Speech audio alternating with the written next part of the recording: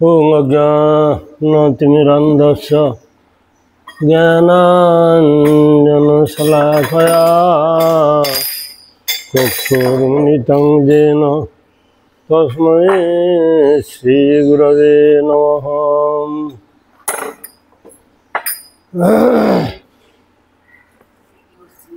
वन्दे गुरुपदद्वन्द्वं भक्तवृन्दसमन्वितं श्रीचैतन्यं प्रभुं वन्दे नित्यानन्दसहोदितं श्रीनन्दनन्दनं वन्दे राधिकायै चरणोद्यं गोपीजनसमुक्तं बिन्दावनमनोहरं गुरवे गौरचन्द्राय राधिकायै तदालये कृष्णाय कृष्णभक्ताय तद्भक्ताय नमो नमः।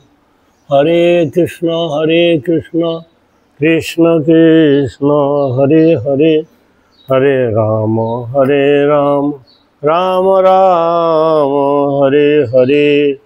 सर्वाग्रे अस्मद गुरुपात्म जगद्मित्र वैष्णव परम चूड़ामणि वैष्णव मुकुटमणि सौंद ज्ञान प्रदाता भक्ति वेदांत वामन गोस्वामी महाराज श्री चरण कमली अधमे भक्तिपूर्ण प्रणाम निवेदन करी तत्पश्चात पूजनीय वैष्णवबृंद भक्तमंडली चरणामध्य समान निवेदन करी हमारा जगन्नाथेर एक भक्त जगत सेठ सम्बन्धे श्रवण करब।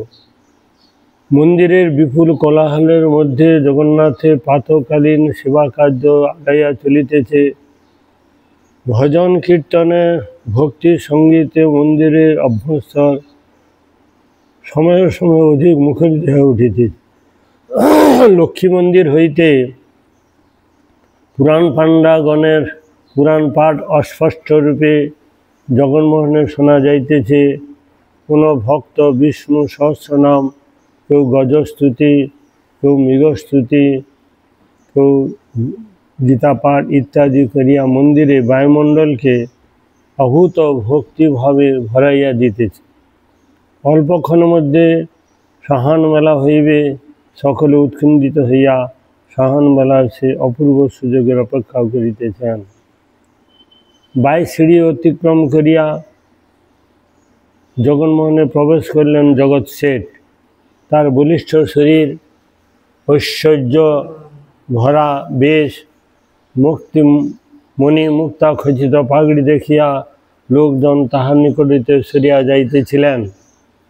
राजकीय भावे जगन्मोहने प्रवेश करिया तिनि प्रथमे गरुस्तम्भ स्पर्श करिलेन।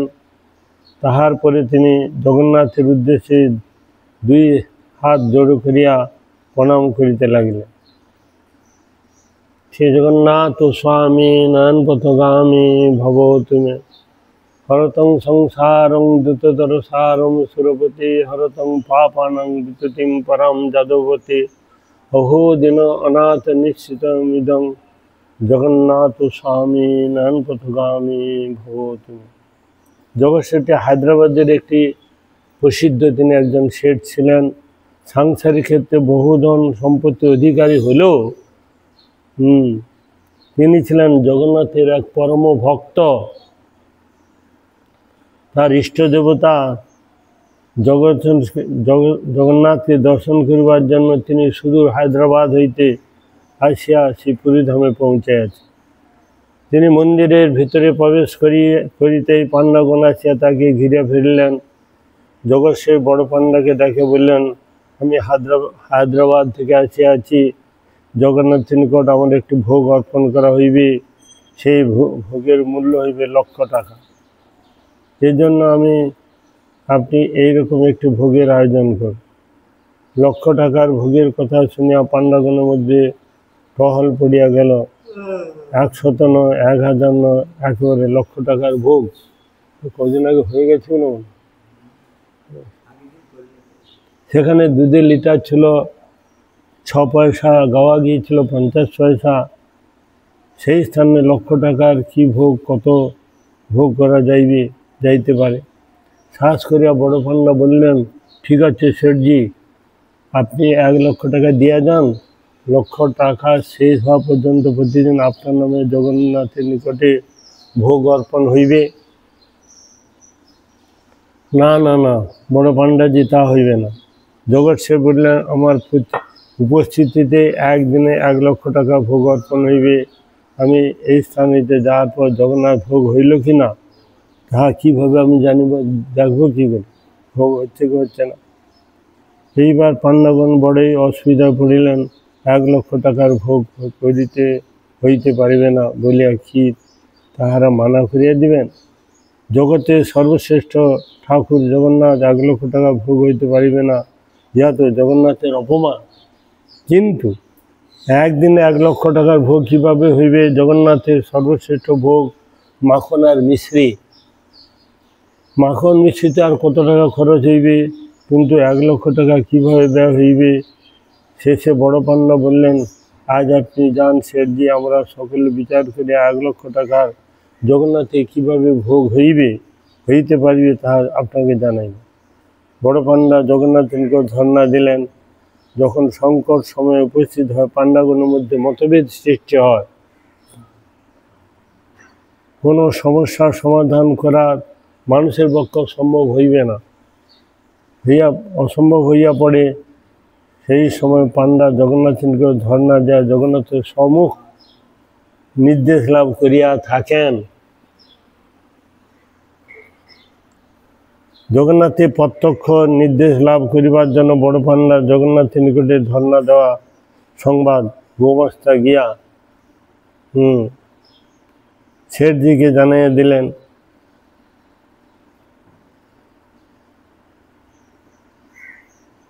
শেঠজি সংবাদ পেয়ে নিজেকে বড়ই ভাগ্যবান বলে মনে করিলেন।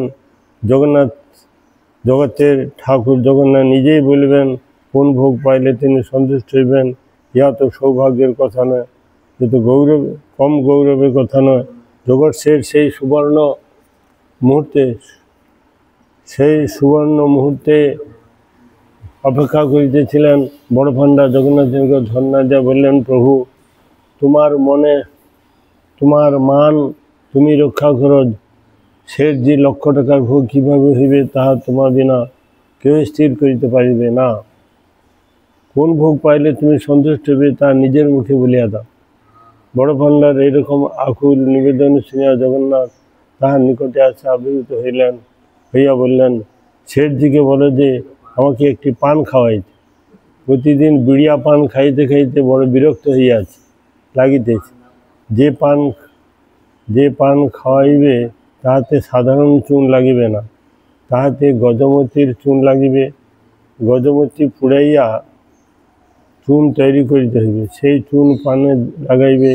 সেই পান খাইবার পর আমি কি ভোগ লাগিবে পরে বলে দেব, আগে পানটা খাই, তারপর কি ভোগ লাগিবে জানাইয়া দেব। এরূপ নির্দেশ দিয়া জগন্নাথ অদৃশ্য হইয়া গেলেন। তারপরের দিন সকালে বড় পান্ডা গিয়া জগন্নাথের নির্দেশ জগৎ শেঠের নিকট জানাল।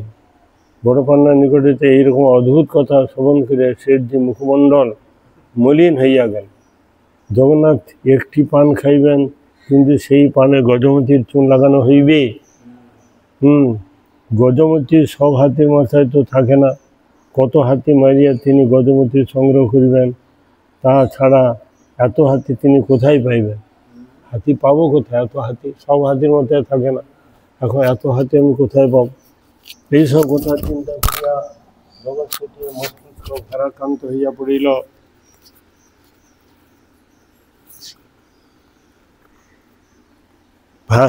জগন্নাথের ন্যায় মহাপ্রভুকে একটি পান দেওয়ার শক্তি যাহার নাই, সে কিভাবে ভোগ দিতে পারিবে? একটা পান দেওয়া যার শক্তি নেই, সে তাহাকে কি ভোগ দিতে পারিবে?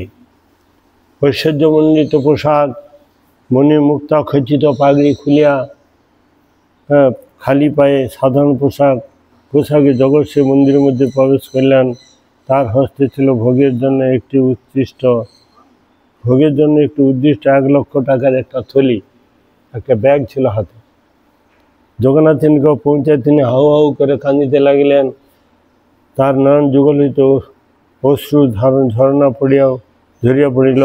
টাকার থলিটি রত্ন বেদীর তলায় রাখিয়া জগন্নাথের সম্মুখে তিনি সাষ্টাঙ্গ প্রণাম সাষ্টাঙ্গ হইয়া পড়িলেন। অশ্রুভরা নয়নে দুই হাত জড়ো করে তিনি প্রার্থনা করিলেন, প্রভু, আমি বড় অপরাধী। তোমার নিকটে 1,00,000 টাকা ভোগ লাগাইব বলিয়া আমার বড় অভিমান হইয়াছিল, কিন্তু তোমাকে একটি পান অর্পণ করিবার ক্ষমতা আমার নাই। আমার অপরাধ হইয়াছে প্রভু, আমাকে ক্ষমা করো। পাপহং পাপ কর্মাহং পাপাত্মা পাপ সম্ভব ত্রাহিমাং পুনরিকাক্ষ সর্বযজ্ঞেশ্বর হরি তস্মিন তুষ্টে জগৎতুষ্টং প্রণীতি প্রণীতং জগৎ নাহং বিপ্র ন চ নরপতির নাপি বৈশ্য ন শূদ্র নাহং বর্ণী ন চ গৃহপতি মনস্ত জ্যোতির্বা